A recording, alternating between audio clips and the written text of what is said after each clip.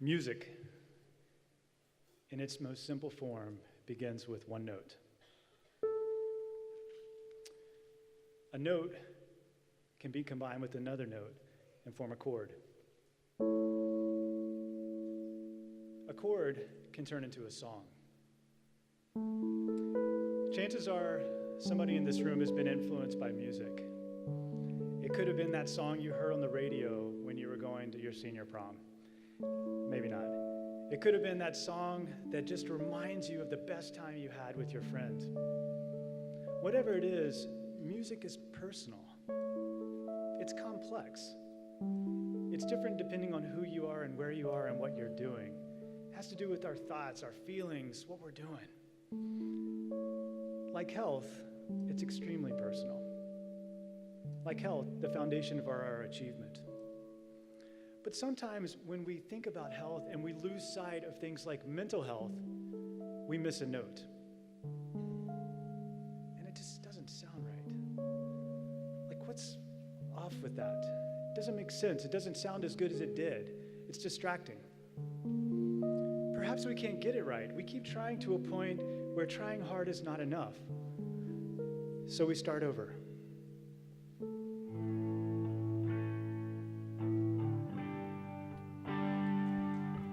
You see, sometimes we need to step away to get perspective. We can't see what's not working until we get a little distance. Well, my friends, today is about righting a wrong. It's about doing something that we know we needed to do a long time ago, bringing mental health and addictions to the center of all our redesign on healthcare. Truthfully, we have a problem. This problem is pretty big. But before I get to the problem, let me just tell you about this moment. Mental health is on everyone's radar. You've probably had these conversations back home. Everybody wants to talk about it right now, and they should. The science is irrefutable. We know more now than we've ever known before about mental health. But for some reason, we keep getting stuck. We've got systems, we've got policy, we've got financing that stands in our way that doesn't allow us to truly see this new vision of mental health, one that's seamlessly integrated. Last year alone, we lost 151,000 people in this country to drug, alcohol, and suicide. That is the most ever on record since we've been keeping track of those data. 151,000 lives. Life expectancy has dropped 3 times the last 3 years. Each year, it's dropped. We're spending more, we're getting less. What do we need to do? What is our new vision for mental health? Well, I'm going to ask you that question a lot today. But I'll tell you, our vision has got to be where we prioritize access. 96 million Americans had to wait a ton of time, more time than they should have, over a week, before they could get access to mental health. What about that is right? Would you be willing to wait? 46% of folks had to drive more an hour round trip so they could see a mental health clinician. In this day and age, when you can literally do and buy and see whatever you want, anytime you want it, why should the thing that's most personal to us, our health, be the things that we have to work the hardest to get? We're not in the places that people show up. We need to bring integrated health, make that a reality, bring mental health to the places where people are. Integrate and disintegrate. Get out in the community. We need a new vision for access, one that really puts you where the community is. We need to think of coverage. It's unfortunate in 2019 that people still are denied care because of their health insurance. Mental health parity has been on the books for 10 years, folks, and we still have states that don't enforce the law. Our vision for this redesign of healthcare, where mental health is at the hub, need to make standards a reality. How can we make it feel less like a lottery as to what people are going to get? How can we assure quality at every turn so that no matter where they go and who they see, they're going to get and experience the type of care that they deserve? But like a song that's not working, sometimes we have to do something different.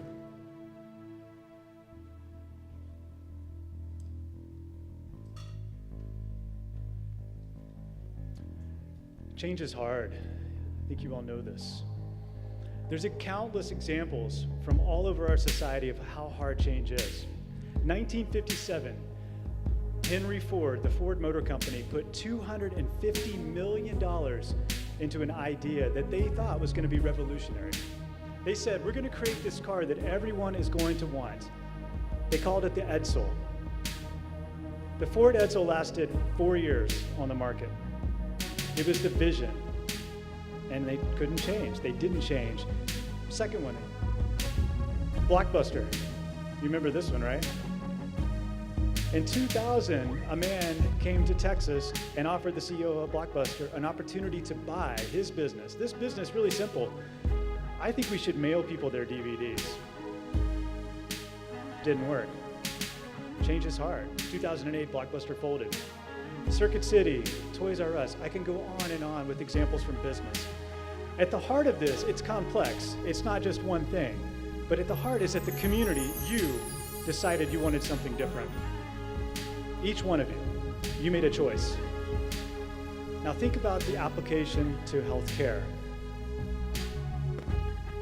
You see, success requires continuous disruption. You cannot be successful doing what you've always done. Wonderful examples out there on this. Google. Google was never content to be a search engine. Google had bigger ambitions. Apple didn't just want to make computers. And the list goes on. These organizations practice disruption because they know it's at the heart of their success. And right now, for our field, my friends, we have a world that's demanding something different. Mental health transformation requires a lot of us. It will require a lot of each of you. Changing the culture of mental health to make it at the center of everything we do is an extremely heavy lift. But we all need to play our part. So today, I want you to take a journey with me, because there's a big, bold, beautiful vision out there on the future of healthcare where mental health is not a part of it. How will you walk away from today assuring that it's a part of it? I'm going to give you 3 perspectives, and you're going to hear from 3 perspectives to see what happens when we are courageous and we stand up and we fight for the things that are most important for advancing mental health. Courage is at the heart of this change. If you want to talk about music and examples of courage in music, we can go all the way back to Beethoven, who refused to be put into a category. We could talk about Bob Marley, who thought that you could heal racism and hatred with the power of a song. Miles Davis, for 40 years, has never, ever, ever been told that he has to play a certain way. He's always redefined himself. This entire presentation could be profiles of courage. Think about your story for a second. What did you do? Did you display courage?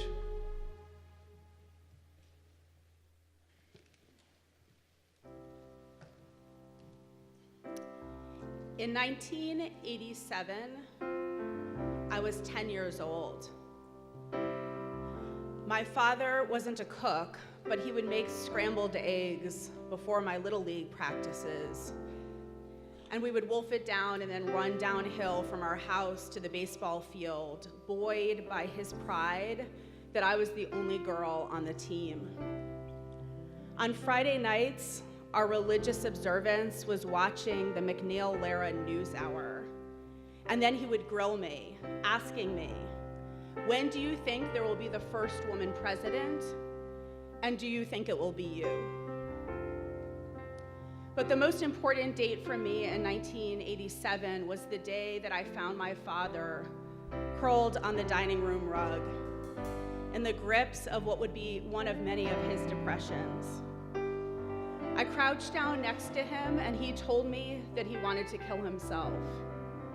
I asked him how he would do it, and he told me he would jump off the Tobin Bridge. And I asked him whether he loved me enough to stay alive, and he said no.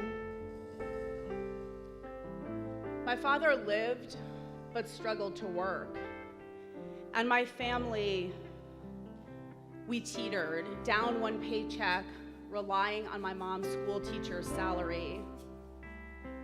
Even as a little kid, I knew we lived in the shadow of financial and emotional distress.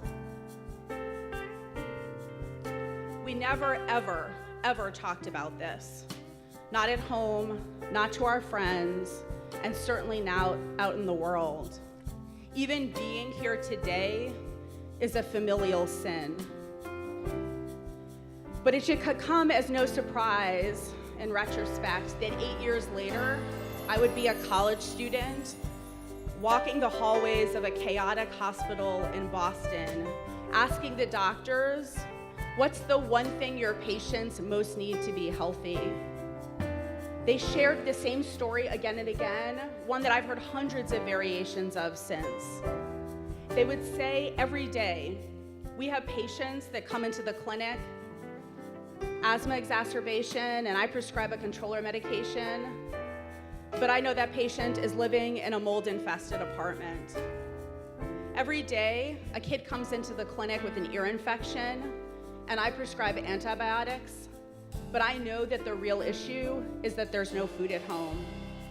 And I don't ask about those issues because there is nothing I can do. Now, it seemed that it shouldn't be that hard to design our doctor's visits around what people actually need to be healthy. So I created Health Leads, an organization helping thousands of physicians and caregivers across the country to ask their patients, what do you need to be healthy? And then prescribe that thing.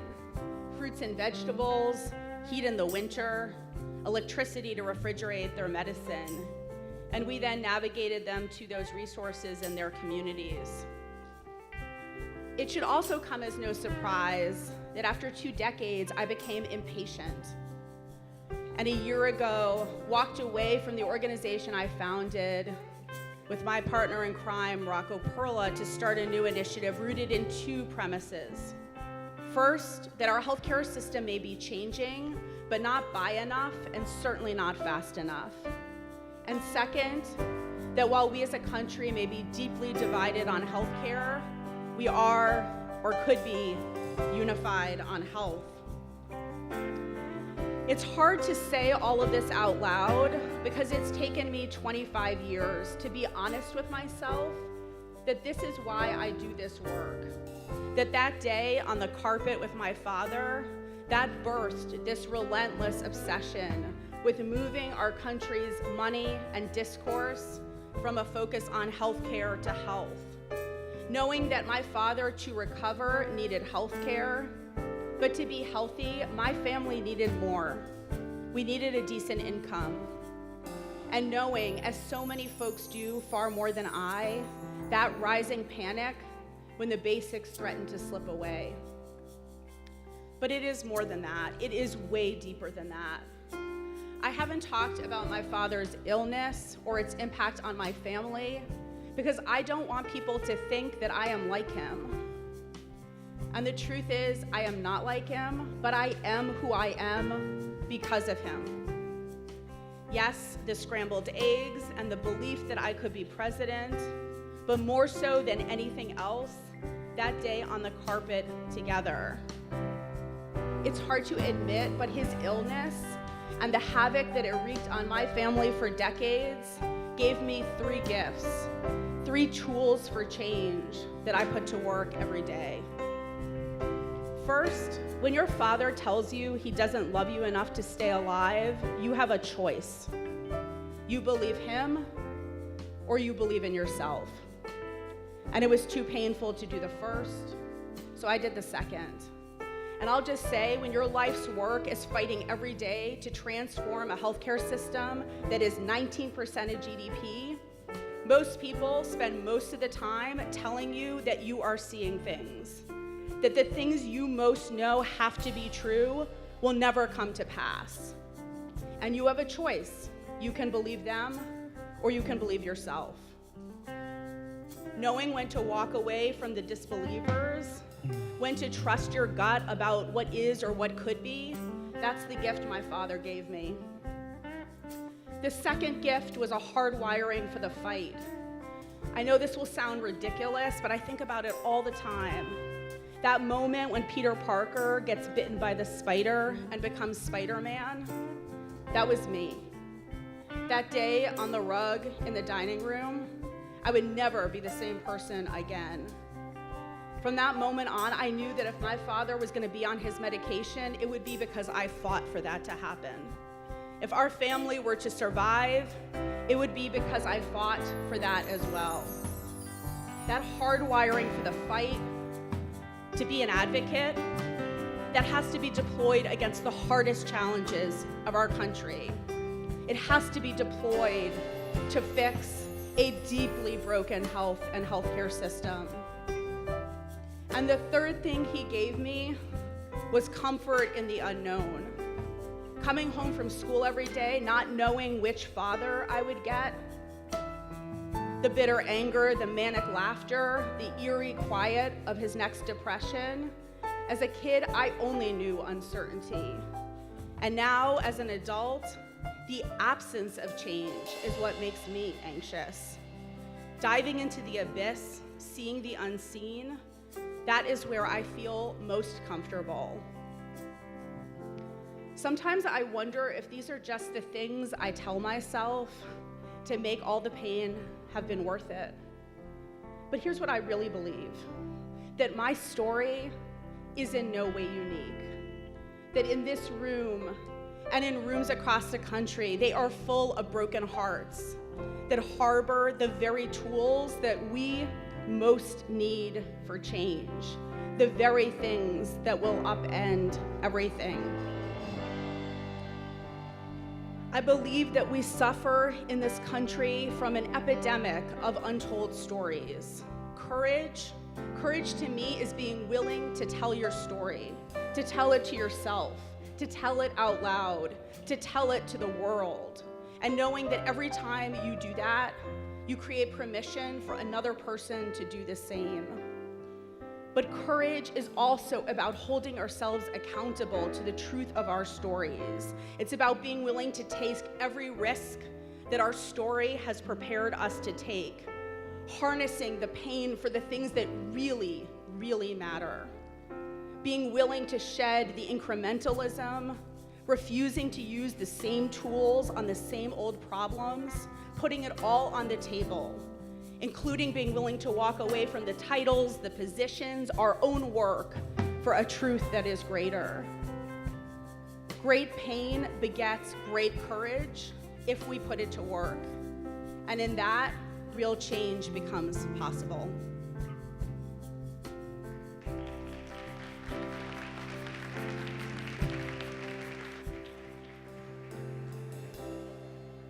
Even in the face of courage, we sometimes fail. How do you fail fast, fail smart, fail often? We learn by failing. It's at the cornerstone of how we evolve. When was the last time you failed? It's a scary thing, but it's something that we should embrace. If you want to be courageous, embrace failure. You want to be expressive of what the community actually wants? Tolerate risk. This is our cornerstone. But in order to do this, we've got to be resilient. What is resilience? It's a word we use a lot. Well, what is it? Let's hear firsthand.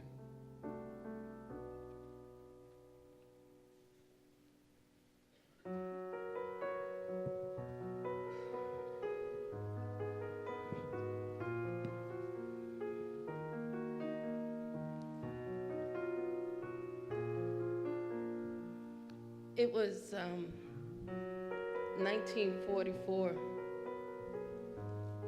when a beautiful black woman walked down a street in Brooklyn, New York, strolling her 6-month-old baby in a carriage. She walked straight to the corner, talking to herself the whole time. People wondered if she was talking to the baby. And she would walk across the curb straight into an oncoming truck. The stroller pushed forward and the baby rolled out. and strangers would pick up the baby. The woman, Carrie, would be taken to the hospital. And in her long recovery, she found out she was pregnant. And 6 months later, Teresa was born. Teresa is my mother. And Teresa would grow up in a family that never acknowledged Carrie. Carrie would go to a nursing home for people who talk to themselves. And Teresa would raise her 3 children on welfare, not temporary assistance to needy families, welfare. She would work 3 jobs under the table, and that she would take care of her children, and one would become a doctor, one would become a historian, chair of history at MIT, and the other would talk to herself and laugh at mirrors and bring joy to the entire family. But still, as a family, we learn to not talk about it, not acknowledge it, to ignore the beautiful butterflies in our family. The butterflies who spread their wings and showed us colors we had never seen. I would go on to med school and become that pediatrician.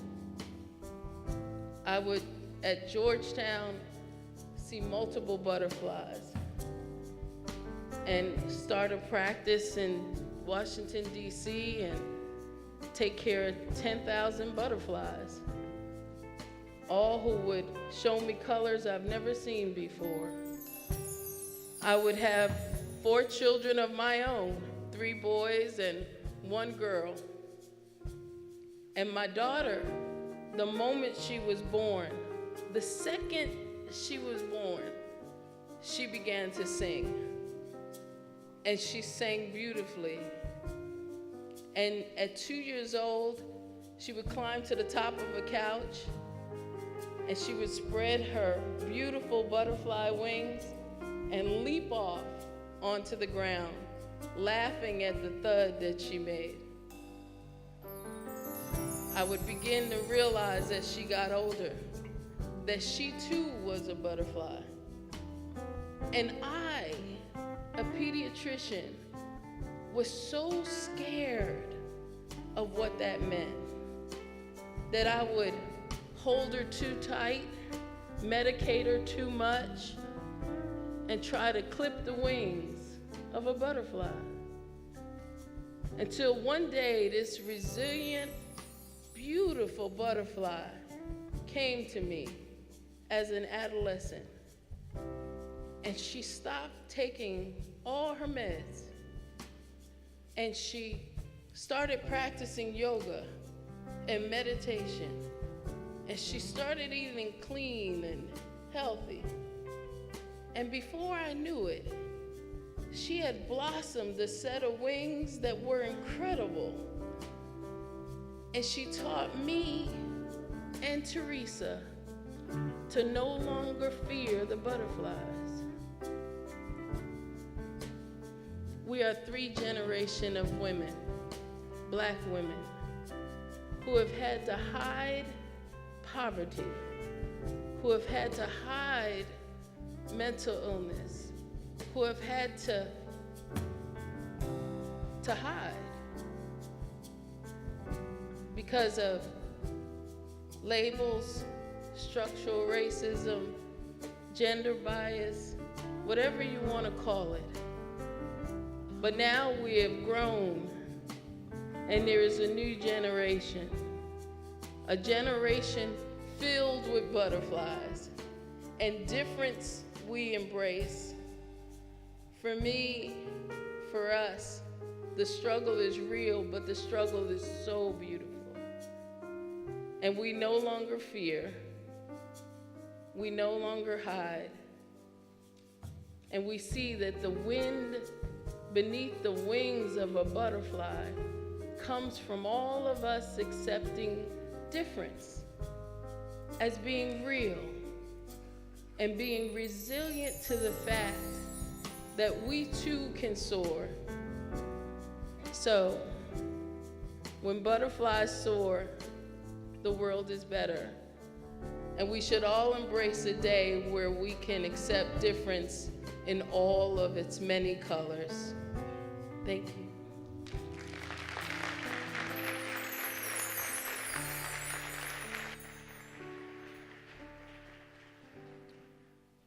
Our narrative is wrong in mental health.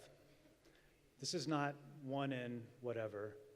Mental health and addictions are all of us. That's the right narrative. When we begin to process that and take it home and see it for what it is, we normalize the solution. This is about us. This is about you, the person next to you, your family, your friends. That is our fight. Don't get lost in some of the noise, but see it for what it is. We have to be courageous. We have to be resilient. We have to be willing to stand up and prepare for what's coming next. Well, it comes down to leadership. This is about inspiration. How can you inspire the folks that are out there that you're working with every day? This is not about motivating. That's an external thing. Inspiration literally translates in spirit. What is your vision for the future of mental health? What inspiration will you bring to others, including those you're serving, and how you'll achieve that vision? How will you inspire? Sometimes, my friends, we need to take a stand.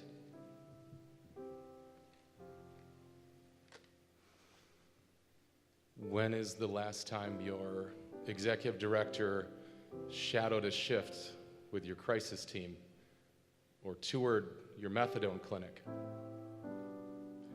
Does your manager know your birthday? Do they celebrate it? What would it look like if our organizations acted like a family that truly cared about one another? The irony is not lost on us that we know the keys to mental health and wellness, and we freely give them to the people that we serve, but we withhold them from one another. The tribalism that has permeated our political sphere has seeped into our organizations, pitting departments and vocations against one another. We often reward the wrong behavior, dogged, insistent competitiveness, instead of servant leadership. The truth is that leadership is hard even when you do it right. The vulnerability and compassion and courage that we express every day will be mirrored by the people that we serve, that we lead, that are watching us. It is hard to walk down a different path than the one that has taken us this far. And it is easy to ask the world around us to simply change when we're not opening our heart. At the end of the day, we're just heartbeats away from each other.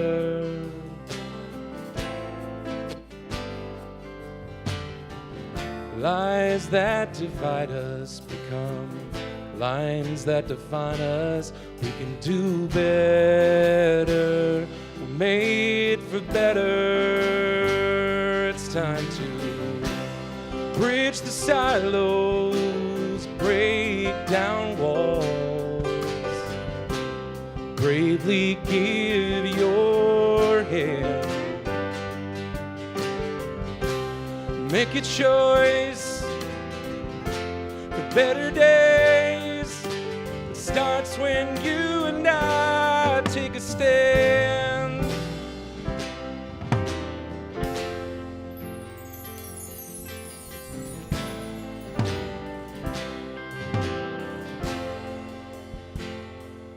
We weren't born this way, but time and fear conspired to take us from the hope that we once knew. But today is a new day. Keep us humbled but inspired, stronger but not tired, to seek the greater truth. Behind every name badge and office door sign, someone's sister, someone's father, someone's precious child. When we find the human in everyone we see, we'll proudly lay foundation of a new legacy. It's time to bridge the silos, break down walls, bravely give your hand. Make a choice for better days. Starts when you and I take a stand.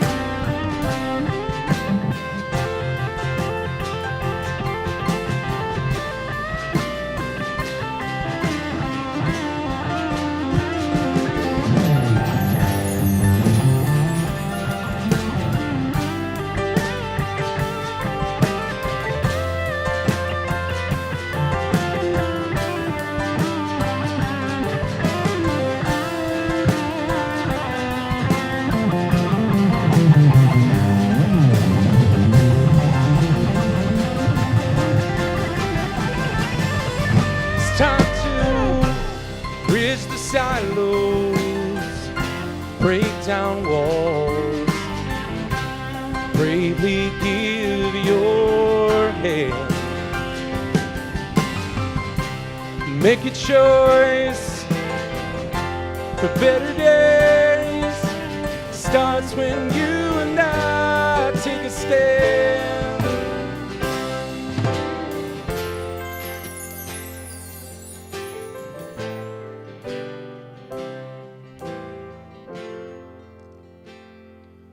It is hard to walk down a different path than the one that has taken us this far.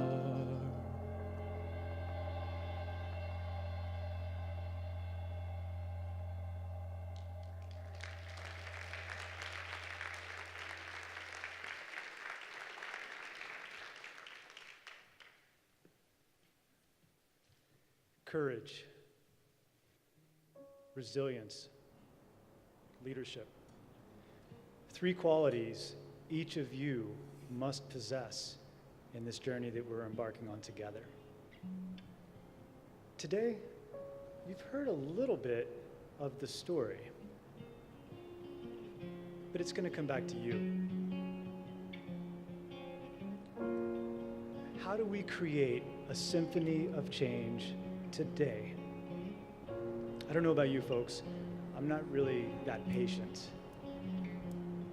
And what's happening out there right now is unacceptable. What we need is for each of you, for all of us, to rise up together and demand something different. If you don't, someone else will. And that vision may not be what you're thinking of right now. So how do we create a symphony of change? So rather than go away today and just say, that was cool, got to sit in a room, eat my lunch, heard some great talks, the band was okay, good, They're really good, by the way. How do we put this back on you? This conference, the gathering of leaders, is inspiring. Like the music that you're hearing, like the images that you're seeing, you'll react to it, and you'll remember these moments. But how do you go away and do something more than just say that was a great event? So I'm going to ask you to do something. This is a little awkward, but you might like it. I don't know. We'll see. Those of you that are on your devices, tweeting away or doing whatever you're doing, I want you to take them out for a second. So there's this thing called a hashtag that we use. If you don't know what it is, just kind of close your eyes for a minute. We've been tagging NatCon19 for this entire event. I want you to do something for me. I'm going to let you take a minute to yourselves, and I want you to tag what you're going to do, tag yourself, and say what you're going to do between now and NatCon 2020. And I want you to tag it like this: NatCon19, NatCon 2020. Take a minute and do this, and then I'll tell you what we're going to do with that. What action will you take when you go back home to advance mental health in this country? How will you increase access for those people that are having to wait too long? How will you advocate to your capital when you know that the coverage that your state is offering isn't good enough, or the plans and what they're offering isn't good enough? How will you create high quality, affordable care for everybody? The These are not easy questions to answer. I know that. But if you can't answer it, who will? This is a moral imperative that we're facing, folks. I told you at the beginning, people are dying now more than they've ever died before from preventable causes. We know some of what we can do will make a difference in that. There's other things that we're going to have to fight for. So take a moment and think about your action.